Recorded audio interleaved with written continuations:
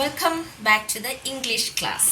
നമ്മൾ കഴിഞ്ഞ ക്ലാസ്സിൽ നെയിമിംഗ് വേർഡ്സിനെ കുറിച്ചാണ് പഠിച്ചു തുടങ്ങിയതല്ലേ. അപ്പം കുറേ പേര് ആ വീഡിയോ കണ്ടെന്ന് എനിക്ക് മനസ്സിലായി. ഒരുപാട് പേര് എനിക്ക് അതിൻ്റെ എഴുതി പഠിച്ചതും പിന്നെ ഞാൻ ഇന്നലെ തന്ന വർക്ക്ഷീറ്റിലെ ഹോംവർക്കും ഒക്കെ അയച്ചു തരികയുണ്ടായി. അപ്പോൾ നമുക്ക് ഇന്നത്തെ ക്ലാസ്സിലേക്ക് കടക്കാം. കഴിഞ്ഞ ക്ലാസ്സിൻ്റെ ഒരു കണ്ടിന്യൂഷനാണ്. കഴിഞ്ഞ ക്ലാസ്സിൽ പറഞ്ഞതുപോലെ നെയിമിംഗ് വേർഡ്സ് എന്ന് പറയുന്നത് നെയിംസ് ഓഫ് പേഴ്സൺ ആകാം, names of birds and animals ആകാം, നെയിംസ് ഓഫ് പ്ലേസസ് ആകാം, നെയിംസ് ഓഫ് തിങ്സ് ആകാം. അതിൽ നെയിംസ് ഓഫ് പേഴ്സൺസ് ആണ് നമ്മൾ കഴിഞ്ഞ ദിവസം പഠിച്ചത്.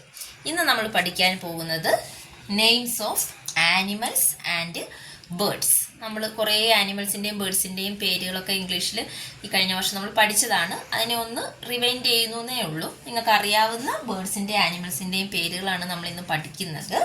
സോ ഇതെല്ലാം എന്താണ്? നെയിമിംഗ് വേർഡ്സ് ആണ് അല്ലേ. നെയിംസ് ഓഫ് ആനിമൽസ് ആൻഡ് ബേർഡ്സും നെയിമിംഗ് വേർഡ്സിൽ വരുന്നതാണ്.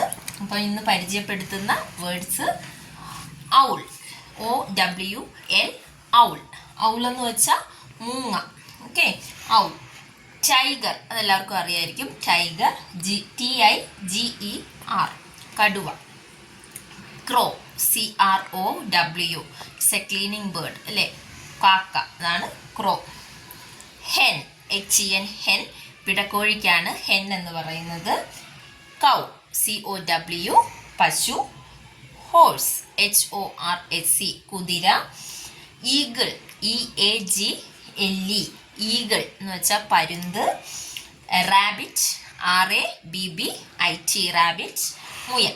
അപ്പോൾ നമുക്ക് പരിചിതമായിട്ടുള്ള കുറച്ച് ആനിമൽസിൻ്റെയും ബേർഡ്സിൻ്റെയാണ്. ഇനിയും ഇഷ്ടംപോലെ വേർഡ്സുകളുണ്ട്, അത് നിങ്ങൾക്ക് പഠിക്കാം.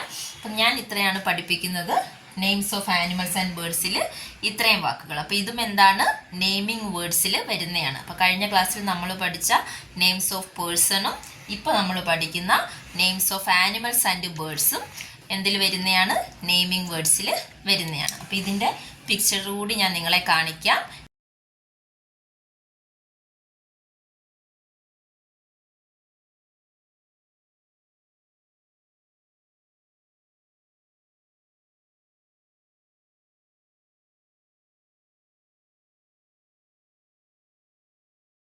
കഴിഞ്ഞ ക്ലാസ്സിൽ ചെയ്തതുപോലെ ഇതിൻ്റെ സ്പെല്ലിങ്ങുകൾ എഴുതി പഠിക്കുക.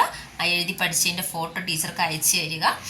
ഇതുമായി ബന്ധപ്പെട്ട മറ്റൊരു വർക്ക്ഷീറ്റ്, മറ്റൊരു ഹോംവർക്ക് ഞാൻ അടുത്ത ദിവസം നിങ്ങൾക്ക് തരുന്നതായിരിക്കും. Okay, thank you.